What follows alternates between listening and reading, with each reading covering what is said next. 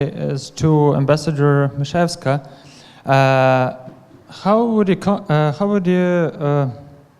Actually, what's your perspective on contacts between Russian top officials and Hamas leadership?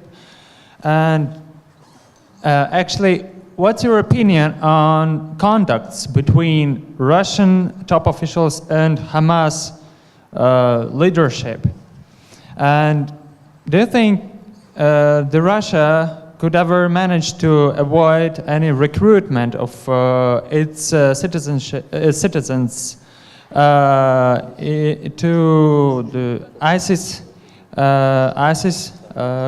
military groups, and the recruitment of citizens from Central Asia countries, which are mainly allies within CSTO? Thank you. First of all, I don't heard, Larry, you can elaborate. Do you know about the contacts between Russia and Hamas during last 2 years? Because there were contacts between Russia and Hamas.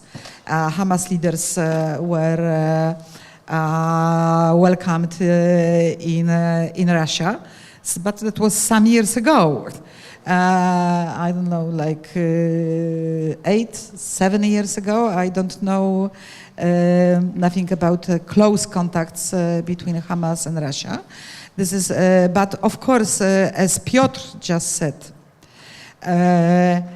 Russia is not coming back to the Middle East to bring stabilization and peace. And this is obvious. When it's possible, it is possible to divide. When it's possible to create a crisis, Russia will be present. This is first thing. And I don't believe that Hamas today is really a big threat to Israel. I don't believe it. I think that there are threats, that there are possible threats from inside. I mean the radicalization of Israeli Muslim citizens. And we know about the recruitment by Daesh, also Israeli Arab citizens. This is the bigger threat now, and the Hezbollah is also much serious player than Hamas today, and recruitment of Russian citizens. Yes, of course, we know about especially the people of the previous Chechen regime who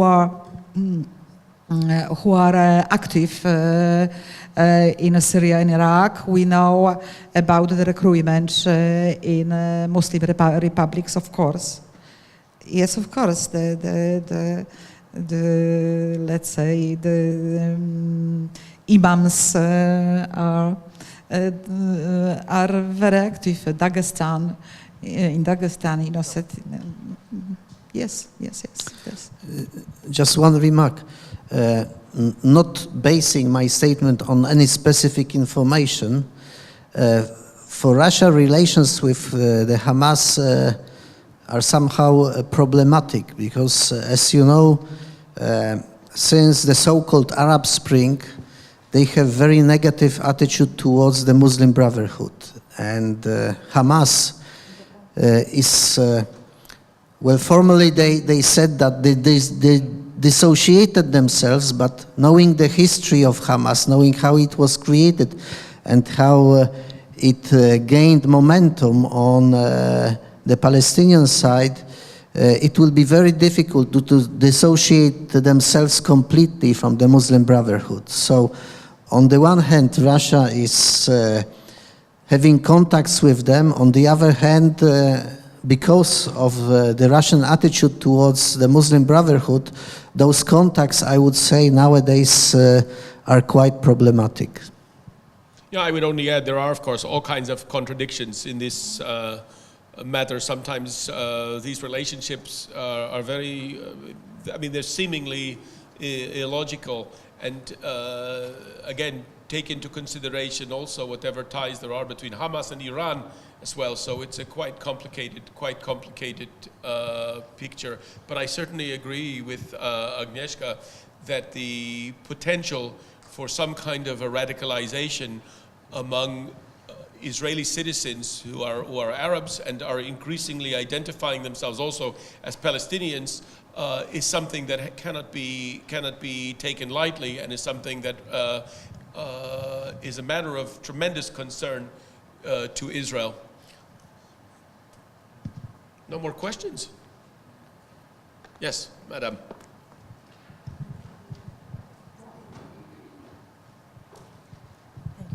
Thank you. My name is Laura Gheorghiu. I'm actually a PhD student in Graz, but I'm asking you as a CEU alumna, CEU meaning Central European University Budapest. As you know, perhaps, the present government of Hungary tries to close it up. And So we've heard. Very recently, Israel announced that it supports Orban Viktor against George Soros. How would you comment on that? Well, perhaps I should be the one to answer that and spare my colleagues that pleasure. The situation is as follows, and we're speaking about something that's unfolding even as we speak.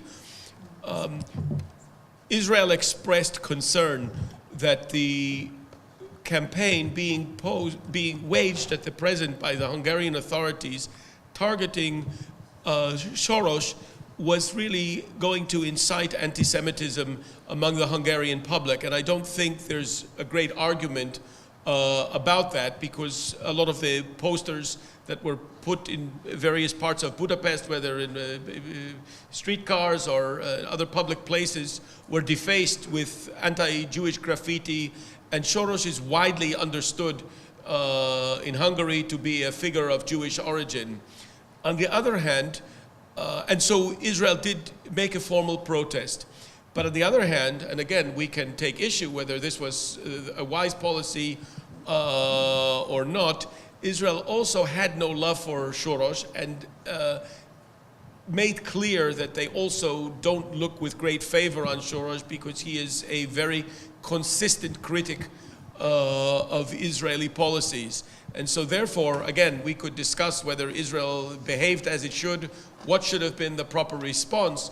But yes, there is this, we'll call it the contradiction, that on the one hand, it did say that this is some kind of incitement to the worst traditions in Hungarian society. And on the other hand, it said, well, just there shouldn't be any misunderstanding. We don't like Soros, and this is the official Israeli position. And by the way, it's not to the extent that people in Israel are following events in Hungary. And again, this relates to what Bogdan said. I mean, the public knowledge is not very great, but to the extent that anybody really follows what's happening in Hungary, and those are people really who are a little bit involved, interested in foreign policy, or people of Hungarian origin who are, of course, paying attention to events in Hungary, there's a lot of discussion, and there has been the suggestion that this was not what Israel should have done. So be clear, there's a lot of criticism within Israel. And by the way, it should be made clear when we speak about what Israel is doing or not doing, Israel's acts of commission or omission, Israel, for better or worse, is a country where everybody feels they know better. There's a lot of discussion, there's a lot of criticism waged within the country about official policies. So this is something one has to take into consideration, and one could say that's perhaps one of Israel's strengths. It's what distinguishes Israel from the countries in the neighborhood, that it is really a democracy. Is it a perfect democracy? I don't think such a thing exists, but it is certainly a democracy. Are there any other questions? Well, ladies and gentlemen, before I let you all go, you know, I was once told by a wise teacher of mine, never let your audience leave without telling them something funny, and never begin your session without telling them funny. And I was thinking as we were having this, well, what could I say at the end? And all this discussion about Russia reminded me of a famous story. Well, we spoke about 1967 as being a watershed point in the history of Israel, and certainly in the history of Israel's relations with Central Europe, because most of the countries of Central Europe severed relations with Israel in the wake of the Six-Day War, except for Romania. And within Poland, though, there was quite a lot of admiration for Israel's, well, very unexpected and very dramatic triumph against Arab countries surrounding Israel, which were very heavily armed. And there was a lot of discussion, how was it possible for Israel to triumph over all these countries, particularly Egypt, which had received a lot of armaments from Russia, and as well as Syria. And also, they had very intense military cooperation. So finally, someone said, well, it's very easy to understand how Israel overcame these enemies, because all of the officers from these Arab countries, in particular Egypt and Syria, had all been sent to the Soviet Union, to Soviet military academies to learn Soviet doctrine, military doctrine. And so when they came back to their countries, of course, they were imbued with what they had learned. And so what happened in 1967, the war erupted in the Sinai Peninsula. The Egyptians withdrew to their second line of defense and then waited for the snow. So this is how you can understand what happened then. Ladies and gentlemen, thank you very much for your attention, but above all, thank you very much to our panelists. A great pleasure.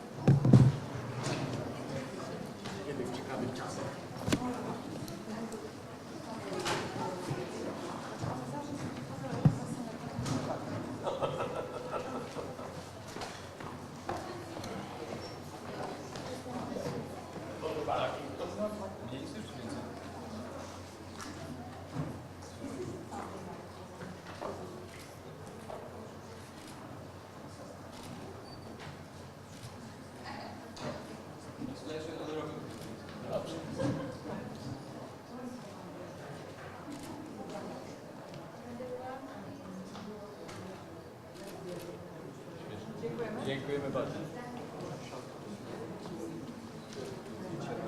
Zapraszamy na lampkę wina, coś tam do przygryzienia.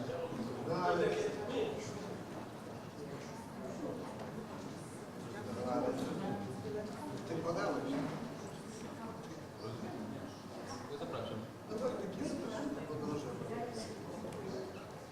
Dziękuję bardzo interesujące.